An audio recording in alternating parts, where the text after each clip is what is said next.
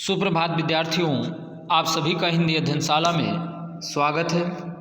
विद्यार्थियों, आज आप सभी हिंदी व्याकरण के अंतर्गत क्रिया के प्रकारों को पढ़ेंगे, जिसमें से पहला प्रकार है सकर्मक क्रिया और दूसरा है अकर्मक क्रिया। आइए आगे बढ़ते हैं। विद्यार्थियों, पिछले दिन जो लेखन कार्य दिया गया था, आप सभी अपने कार्य का मिलान करेंगे। यदि आपने गलत किया है तो उसे सुधार करके पुनः सही लिखेंगे। तो निर्देश क्या दिया गया था? निम्न वाक्यों से क्रिया छांट कर लिखिए, यानी क्रिया शब्द छांट करके आपको लिखना था। तो यहाँ पर विद्यार्थियों, यहाँ पर पहले प्रश्न लिखना था आप सभी को अभ्यास पुस्तिका में। इसके पश्चात उन प्रश्नों के उत्तर लिखने थे, जैसे यहाँ निर्देश में बताया गया है। पहला वाक्य है, इस जंगल में पशु भी रहते हैं। तो आप सभी को मालूम होगा कि यहाँ पर वाक्य के अंत में जो है वह क्रिया शब्द है। हमेशा वाक्य के अंत में क्रिया शब्द आता है, तो यहाँ पर रहते हैं क्रिया है। अच्छा, ये शब्द क्रिया क्यों है? तो आपने पढ़ा था कि जिन शब्दों से कार्य के करने या होने का बोध होता है, तो यहाँ रहते हैं शब्द से पशु का जंगल में होने का बोध हो रहा है, यानी पशु जंगल में हैं, तो इसलिए यह शब्द क्रिया है। अगला था दूसरा वाक्य विद्यार्थियों, जेब से चाकू निकाला। तो यहाँ पर आपको मालूम होगा कि निकाला शब्द जो है क्रिया है। अगला वाक्य था, वह कहानी सुन रही है। वह कहानी सुन रही है, तो वह तो कर्ता हो गया, इसमें क्रिया शब्द जो है सुन रही है। कुछ बच्चे हैं जो केवल रही है लिख देते हैं, केवल सुन लिख देते हैं। ऐसी स्थिति में वाक्य से क्रिया छांटने के लिए दिया गया है, तो आप पूरा लिखेंगे सुन रही है, पूरा क्रिया शब्द है। अगला है प्रश्न, अगला वाक्य है 4 नंबर है, वृंदा पत्र लिखती है। तो विद्यार्थियों, इस वाक्य में लिखती है शब्द क्रिया है। क्या है? क्रिया शब्द है। कौन सा शब्द? लिखती है। आइए आगे बढ़ते हैं। अगला है यहाँ वाक्य विद्यार्थियों,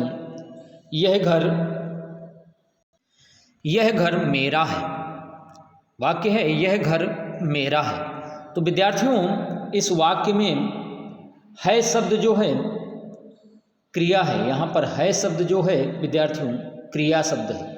कौन सा शब्द है? क्रिया है। अगला है, अकबर एक महान राजा था। तो यहाँ पर इस वाक्य में था शब्द क्रिया है। महेश तैरता है। तो इस वाक्य में विद्यार्थियों तैरता है शब्द क्रिया है। दोनों शब्द क्रिया है। किरण सिलती है। तो इस वाक्य में सिलती है शब्द क्रिया है। तो आपको मालूम हो गया था कि जिन शब्दों से किसी कार्य के करने या होने का बोध होता है उसे क्रिया कहते हैं। तो आइए आगे बढ़ते हैं। विद्यार्थियों, कल आपने पढ़ा था धातु रूप, यानी धातु किसे कहते हैं।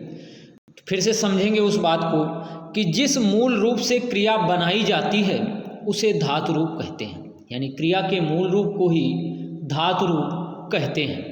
मूल धातु में ना जोड़ करके क्रिया का सामान्य रूप बनाया जाता है। जैसे मान लीजिए क्रिया का मूल रूप है पढ़, और पढ़ शब्द से ही अनेक तरह से क्रिया बनाई जाती है। जैसे पढ़, पढ़ता है, पढ़ी, पढ़ें, पढ़ो, पढ़ेगा, पढ़ लिया। इसी तरह लिख, लिख शब्द क्या है? मूल धातु शब्द है, या मूल क्रिया शब्द है, या क्रिया का मूल रूप है। और इसी शब्द से अनेक तरह से सामान्य क्रिया बनाई जाती है। जैसे लिखना, लिख से बनाया गया लिखना, लिखी, लिख चुकी, लिखेगा आदि शब्द। तो लिख शब्द क्या है? क्रिया का मूल रूप है या क्रिया का धातु रूप है। आपसे प्रश्न पूछा जाए, चलना शब्द में क्रिया का मूल रूप बताइए। तो ऐसी स्थिति में आपको परेशान नहीं होना। ना अंतिम शब्द ना को हटा देना है, तो चल शब्द क्या हो जाएगा? क्रिया का मूल रूप हो जाएगा या क्रिया का धातु रूप हो जाएगा। आइए उदाहरणों के द्वारा समझते हैं। जैसे यहाँ पर उदाहरण दिया गया था, जा, खा, पढ़। जा शब्द क्या है? क्रिया का मूल रूप है।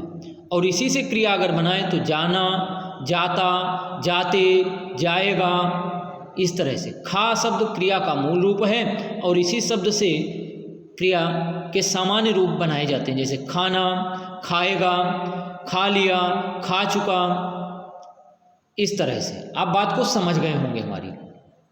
जैसे यहाँ पर विद्यार्थियों अन्य शब्द हैं आना, तो आना में क्रिया का जो मूल रूप है विद्यार्थियों, इसमें जो विद्यार्थियों क्रिया का मूल रूप है आ शब्द है। आ शब्द क्या है? क्रिया का मूल रूप है या धातु रूप है। आपको इस तरह से शब्द दिया जा सकता है और कहा जा सकता है इसमें क्रिया का मूल रूप क्या है, तो आ शब्द क्रिया का मूल रूप है। आना, आ गया, आएगा, इस आ शब्द से ही क्रिया के सामान्य रूप बने हैं, जैसे आ गया, आ चुका है। अगला शब्द है पढ़ना। अब पढ़ना शब्द से आपसे कहा जाए क्रिया का मूल रूप क्या है इसमें, तो क्रिया का मूल रूप या धातु रूप शब्द जो है पढ़ है। इसी पढ़ शब्द में ना जोड़ दिया गया तो पढ़ना बन गया, और अन्य शब्द पढ़ेगा, पढ़ेगी, पढ़ेंगे, पढ़ोगे, इस तरह से आप बात को समझ गए होंगे। इसी तरह से यह करना है और लिखना है। तो यानी कहने का मतलब यह है कि अगर आपसे कहा जाए करना से क्रिया का मूल रूप या धातु रूप बताइए, तो आपको करना क्या है, ना शब्द को हटा देना है और कर शब्द क्या हो जाएगा, क्रिया का मूल रूप हो जाएगा। आइए आगे बढ़ते हैं विद्यार्थियों। क्रिया के प्रकार। क्रिया दो प्रकार की होती है, पहला है सकर्मक क्रिया और दूसरा है अकर्मक क्रिया। सकर्मक यानी कर्म के साथ, जब क्रिया में के साथ कर्म भी उपस्थित होता है तो उसे सकर्मक क्रिया कहते हैं। आइए आगे देखते हैं। सकर्मक क्रिया, जब क्रिया का प्रभाव कर्म पर पड़े तो उसे सकर्मक क्रिया कहते हैं, यानी क्रिया के साथ कर्म का उपस्थित होना जरूरी होता है। विद्यार्थियों यानी सकर्मक, यहाँ पर शब्द से ही स्पष्ट है कि सा शब्द दिया है और कर्म दिया है, यानी कर्म के साथ। जब क्रिया कर्म के साथ होती है तो उसे सकर्मक क्रिया कहते हैं। जैसे यहाँ दिया गया है विद्यार्थियों, माली फूल तोड़ रहा है, तो आपको मालूम होगा कि यहाँ पर तोड़ रहा है शब्द क्या है, क्रिया है, और फूल शब्द क्या है, कर्म है। तो यहाँ पर कौन सी क्रिया है, यह सकर्मक क्रिया है। दूसरा है वाक्य, किसान खेत जोत रहा है, तो यह कौन सी क्रिया है, सकर्मक क्रिया है, क्योंकि इस वाक्य में कर्म उपस्थित है। कहने का मतलब यह है कि माली करता है, तोड़ रहा है शब्द क्रिया है, और फूल शब्द क्या है, कर्म है। आप यहाँ देखिए, जैसे यहाँ बताया गया है मनीष भोजन कर रहा है, तो इस वाक्य में मनीष शब्द क्या है विद्यार्थियों, करता है, और भोजन शब्द क्या है, कर्म है, और कर रहा है शब्द क्रिया है। आप सभी को मालूम होगा कि यह कैसी क्रिया हुई, सकर्मक क्रिया। क्यों? क्योंकि इस वाक्य में कर्म दिया गया है। अगर मान लीजिए हम आपसे कहें मनीष कर रहा है, तो वह अकर्मक क्रिया हो जाएगी, क्योंकि ऐसी स्थिति में यहाँ पर फिर कर्म नहीं है। अभी यहाँ क्या है, मनीष भोजन कर रहा है, तो मनीष शब्द करता है, भोजन शब्द कर्म है, और कर रहा है क्रिया है। अगला वाक्य है रानी नृत्य कर रही है, तो रानी शब्द कर्ता हो गया और नृत्य शब्द कर्म हो गया और कर रही है शब्द क्रिया हो गई। तो अब बात को समझ गए होंगे कि जब क्रिया के साथ कर्म उपस्थित होता है तो उसे सकर्मक क्रिया कहते हैं। यहाँ पर था किसान खेत जोत रहा है, तो यहाँ पर जोत रहा है शब्द क्रिया है और किसान शब्द करता है और खेत शब्द कर्म है। मैं साइकिल चला रहा हूँ, तो चला रहा हूँ शब्द क्रिया है और साइकिल शब्द क्या है, कर्म है। मैं क्या है, करता है। तो अगर आपसे कहा जाए इस वाक्य में कैसी क्रिया है, तो सकर्मक क्रिया है। अगर यहीं पर अगला वाक्य है वह पतंग उड़ाता है, तो यह कैसी क्रिया है? यह भी एक सकर्मक क्रिया का उदाहरण है। उड़ाता है शब्द क्रिया है और पतंग शब्द कर्म है। राधा ने सुधा को पुस्तक दी, तो विद्यार्थियों यहाँ पर दी शब्द क्रिया है और पुस्तक शब्द भी कर्म है और सुधा को भी शब्द कर्म है। तो यहाँ पर दो कर्मों का प्रयोग हुआ है इस वाक्य में। राधा ने सुधा को पुस्तक दी, तो सुधा को और पुस्तक दो कर्म यहाँ पर आए हैं। पिता ने पुत्र को पैसे दिए, तो यहाँ पर दिए शब्द क्रिया है विद्यार्थियों। पुत्र को पैसे दिए, यहाँ पर ये शब्द क्या है? तो ये शब्द जो है विद्यार्थियों कर्म है। पुत्र को पैसे शब्द कर्म है। अब बात, तो आप सकर्मक क्रिया के बारे में समझ गए होंगे। आइए आगे देखते हैं। अकर्मक क्रिया, जब क्रिया का प्रभाव कर्ता पर पड़े तो उसे अकर्मक क्रिया कहते हैं, अर्थात उस वाक्य में कर्म नहीं होता। अकर्मक क्रिया में वाक्य में कर्म उपस्थित नहीं होता। जैसे चिड़िया उड़ती है, तो आपको मालूम होगा कि यहाँ पर उड़ती है शब्द क्या है? उड़ती है शब्द विद्यार्थियों क्रिया है और चिड़िया शब्द क्या है? कर्ता है। तो इस वाक्य में कर्म नहीं है। जब कर्म नहीं है तो कौन सी क्रिया होगी? अकर्मक क्रिया होगी। दूसरा वाक्य है बंदर खाता है, तो बंदर क्या शब्द कौन सा है? तो बंदर जो है कर्ता है और खाता है शब्द क्रिया है। तो इस वाक्य में भी कर्म नहीं है। जब कर्म नहीं है वाक्य में, या कर्म अनुपस्थित है या कर्म मौजूद नहीं है, तो ऐसी क्रिया अकर्मक क्रिया कहलाती है। दिव्यांश तैरता है, तो यह भी अकर्मक क्रिया है। माही नाचती है, तो यहाँ पर माही करता है और नाचती है शब्द क्या है? क्रिया है, अर्थात कर्म नहीं है। और जब वाक्य में कर्म नहीं है तो कौन सी क्रिया होगी? अकर्मक।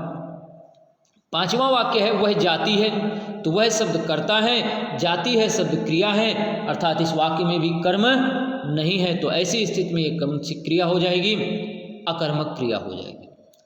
अब बात आ गई, आप सोच रहे होंगे कि हम कैसे जानेंगे कि यह अकर्मक है या सकर्मक है। तो ऐसी स्थिति में आपको करना क्या है कि वाक्य को पढ़ना है और पढ़ने के बाद देखना है कि कर्ता क्या है और क्रिया क्या है। तो जैसे आपने इस वाक्य को पढ़ा, आपने इस वाक्य को पढ़ा और देखा कि उड़ती है, यानी वाक्य के अंत में क्रिया होती है, तो उड़ती है शब्द क्रिया है और चिड़िया शब्द कर्ता है। तो इस वाक्य में कर्म मौजूद नहीं है। जब कर्म नहीं है तो कौन सी क्रिया होगी? तो आपको ध्यान आ जाएगा, मालूम होगा कि जब वाक्य में कर्म नहीं होता तो वह अकर्मक क्रिया होती है। आपको यह बात मालूम हो गई होगी। अब जैसे यहाँ पर उदाहरण दिए गए थे, अभी हमने आपको इन उदाहरणों को बताया कि जैसे माली फूल तोड़ रहा है, तो यह कौन सी क्रिया थी? इसमें सकर्मक थी। लेकिन अब इसी वाक्य में अगर हम जो है फूल शब्द को हटा दें, फूल शब्द को हटा दें और फिर आपसे कहें माली तोड़ रहा है, तो इस वाक्य में कौन सी क्रिया हो जाएगी? तब आप बताएंगे कि यह अकर्मक क्रिया होगी। क्यों? क्योंकि इस वाक्य में कर्म नहीं होगा। माली कर्ता हो जाएगा और तोड़ रहा है क्रिया हो जाएगी। फूल को हमने हटा दिया, तब कौन सी क्रिया बन गई? अकर्मक। अगला वाक्य था किसान खेत जोत रहा है, हमने खेत को हटा दिया, अब आपसे कहा किसान जोत रहा है, तो कौन सी क्रिया हो जाएगी? तब अकर्मक हो जाएगी, क्योंकि कर्म मौजूद नहीं है। बात को हमारी समझ गए होंगे। या दूसरा तरीका भी होता है कि क्रिया के साथ क्या या किसको का प्रश्न करने से अगर उत्तर मिलता है तो सकर्मक है, अगर उत्तर नहीं मिलता तो अकर्मक है। जैसे मैं साइकिल चला रहा हूँ, अब प्रश्न किया जाए कि मैं क्या चला रहा हूँ, मैं क्या चला रहा हूँ, तो उत्तर मिलेगा मैं साइकिल चला रहा हूँ। क्या प्रश्न करने से विद्यार्थियों जो कर्म मिलेगा वह निर्जीव होगा। निर्जीव वस्तु का बोध होगा, और किसको का प्रश्न करने से क्या होगा, सजीव का बोध होगा। जैसे राधा ने सुधा को पुस्तक दी, तो राधा ने सुधा को क्या दी, तो पुस्तक उत्तर आया। राधा ने सुधा को क्या दी, तो क्या प्रश्न करने से उत्तर क्या मिला हमको, पुस्तक। तो पुस्तक शब्द क्या हो गया, कर्म। अब दूसरा प्रश्न क्या होगा, क्या या किसको लगा करके प्रश्न करेंगे। राधा ने किसको पुस्तक दी, तो किसको यानी सुधा को, तो सुधा को भी इस वाक्य में कर्म है। आप बात को समझ गए होंगे। पहला तरीका है कि वाक्य को पढ़ें, और पढ़ने के पश्चात ध्यान दें कि कर्ता कौन सा है और क्रिया कौन सा है। और कर्ता और क्रिया आपने छांट ली, तो इसके बाद जो बचा शब्द क्या है, कर्म है। यानी वाक्य में कर्म अगर मौजूद है तो सकर्मक है, अगर कर्म मौजूद नहीं है तो वह कौन सी क्रिया है, अकर्मक है। दूसरा तरीका हमने बताया कि क्रिया के साथ क्या या किसको का प्रश्न करने से हमें कर्म का बोध होता है। क्या या किसको का प्रश्न करते हैं तो अगर हमें वाक्य में उत्तर मिलता है तो सकर्मक है, अगर उत्तर नहीं मिलता तो ऐसी स्थिति में वह वाक्य में अकर्मक क्रिया का उदाहरण है। जैसे आइए अकर्मक से, अब यहाँ पर जैसे हमने क्या या किसको का से प्रश्न किया, जैसे चिड़िया क्या उड़ती है, तो उत्तर कुछ भी नहीं मिल रहा। चिड़िया क्या उड़ती है, चिड़िया किसको उड़ती है, उत्तर नहीं मिल रहा है। बंदर क्या खाता है, उत्तर नहीं मिल रहा है। अर्थात क्या से जब प्रश्न करते हैं क्रिया के साथ तो उत्तर नहीं मिलने की स्थिति में एक कौन सी क्रिया होगी, अकर्मक क्रिया होगी। तो आप वाक्यों को पढ़ेंगे और समझेंगे और सकर्मक और अकर्मक को छांटेंगे। आइए आगे बढ़ते हैं। तो विद्यार्थियों, आज का लेखन कार्य है निम्न वाक्यों से क्रिया शब्द छांटकर उनके प्रकारों के नाम लिखिए। यानी क्रिया शब्द छांट करके लिखना है और उनके प्रकारों के नाम भी लिखना है। आइए देखते हैं। अब जैसे यहाँ हमने एक वाक्य आपको लिख करके बताया है कि पहला वाक्य है धोबी कपड़े धोता है। तो विद्यार्थियों, आपको मालूम होगा कि इस वाक्य में धोता शब्द तो क्या हो गया, क्रिया हो गई, और धोबी शब्द कर्ता हो गया, तो ये कपड़े क्या है, कर्म है। दूसरा, यहाँ पर धोता है शब्द क्रिया हो गई, और जब वाक्य में कर्म उपस्थित है तो कौन सी क्रिया हो गई, सकर्मक क्रिया। तो हमने आपको तरीका बताया है कि दो तरीके से आप वाक्य से जान सकते हैं कि यह सकर्मक है या अकर्मक। वाक्य को पढ़ें और समझें। क्रिया वाक्य के अंत में होती है और कर्ता वाक्य के प्रारंभ में होता है, और कपड़े शब्द यहाँ पर क्या हो गया, कर्म हो गया। दूसरा क्या तरीका हमने बताया था कि क्रिया के साथ क्या या किसको का प्रश्न करने से अगर उत्तर मिलता है तो सकर्मक क्रिया का उदाहरण है, अगर उत्तर नहीं मिलता तो अकर्मक क्रिया का उदाहरण है। जैसे अब पहला वाक्य आपने देखा, धोबी कपड़े धोता है, तो हमने प्रश्न किया धोबी क्या धोता है, तो उत्तर क्या मिला, कपड़े धोता है। तो क्या है यह, सकर्मक क्रिया। क्यों, क्योंकि उत्तर मिल रहा है। धोबी किसको धोता है, तो यानी कपड़े धोता है। तो ऐसी स्थिति में उत्तर मिल रहा है इन प्रश्नों का, तो यह कौन सी क्रिया होगी, सकर्मक क्रिया होगी। आकांक्षा सोती है, आकांक्षा क्या हो गया, कर्ता हो गया। सोती है क्या है, क्रिया है। यानी इस वाक्य में कर्म नहीं है, और जब कर्म नहीं है तो कौन सी क्रिया होगी, आपको मालूम है। विभा गा रही है, इसी तरह इस वाक्य में भी आपको देखना है। आइए आगे बढ़ते। विद्यार्थियों, कार्य जो है पहले प्रश्न लिखना है, और प्रश्न लिखने के पश्चात ही बताए गए निर्देशानुसार ही कार्य करना है कि क्रिया शब्द कौन सी क्रिया है, सकर्मक है या अकर्मक, उसका नाम भी लिखना है। अगला है विद्यार्थियों, उसने पके पके आम तोड़े। उसने पके पके आम तोड़े, तो यहाँ पर भी आप देखेंगे कर्ता कौन सा शब्द है और क्रिया कौन सा शब्द है। अच्छा, इस वाक्य में विशेषण भी आया है, आम की जो विशेषता बता रहा पके पके, तो पके पके तो यहाँ पर कर्म होगा नहीं। अगला है अंगा नंबर है मोहन बहुत जोर जोर से हंसता है। आप इस वाक्य को पढ़ेंगे और छाटेंगे। अगर नहीं समझ में आ रहा तो क्या या किसको का प्रश्न करके क्रिया के साथ उत्तर जानेंगे। अगर उत्तर मिलता है तो सकर्मक है, अगर उत्तर नहीं मिलता तो अकर्मक है। राकेश पत्र लिख रहा है, माँ कंबल निकाल रही है। आइए आगे देखते हैं। विद्यार्थियों, दूसरा प्रश्न था निम्न क्रिया शब्दों से क्रिया का मूल रूप या धातु रूप लिखिए। जैसे पढ़ना शब्द था, हमने अभी आपको बताया कि धातु रूप या मूल रूप में ना शब्द जोड़ देने से क्रिया का सामान्य रूप बनाया जाता है। तो यहाँ इसी तरह पढ़ना है, पढ़ना में मूल रूप या धातु रूप क्या है, तैरना में मूल रूप या धातु रूप क्या है, जाना में मूल रूप या धातु रूप क्या है, घूमना में मूल रूप या क्रिया का धातु रूप क्या है। इनसे छांट करके आपको लिखना है। अगर कोई समस्या है तो आप कमेंट्स के द्वारा अपना प्रश्न पूछ सकते हैं और इन प्रश्नों के उत्तरों का मिलान अगले दिन करेंगे। तो धन्यवाद, बाय। आज का कार्य केवल इतना ही है।